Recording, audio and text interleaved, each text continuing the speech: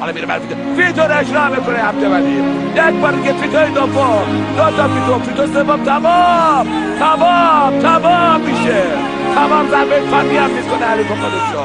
داور وسط هم مثل همه ما کار سعید عبدالولی را تمام میدانست. خسته نباشی پهلوان.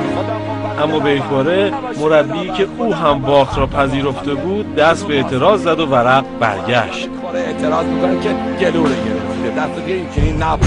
حالا اگه بخواد فن دیگه، تو رو قرآن کجای دنیا دیدین یکی ضربه اعلام بشه 24 امتیاز من گرفتم، 6 تا فیتو زدم 24 امتیاز، بعد ضربه‌ش هم کردم بعد کشی برگردونم، هیچ پوان من ندادن، یه فنی هم زدم من برعکس کردم، من چیزش انجام دادم انداختمش بیرون، بعد 4 پا میدم با.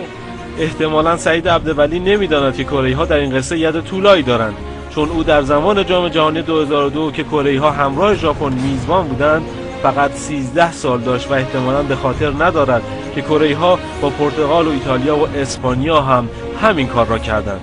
هنوز علاقه‌مندان به فوتبال به خاطر دارند که بایرون مورنو داور اکوادوری بازی کره با ایتالیا چگونه سر لاجوردی‌ها را برید.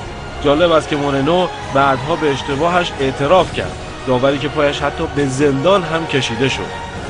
حالا بایرون مورنو اگر به صورت اتفاقی پای تلویزیونش نشسته باشد و به صورت اتفاقی مسابقه عبدالولی را دیده باشد، به خود حتما نمره قبولی می‌دهد که حداقل روز را شب ندیده.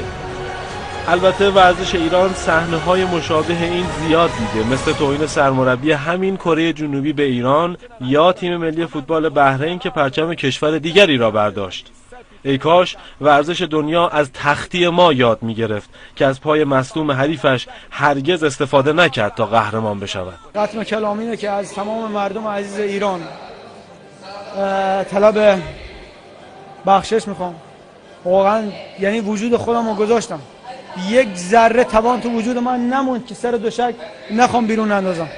همه زورم رو زدم، داوری خیلی بی‌انصافی کردم.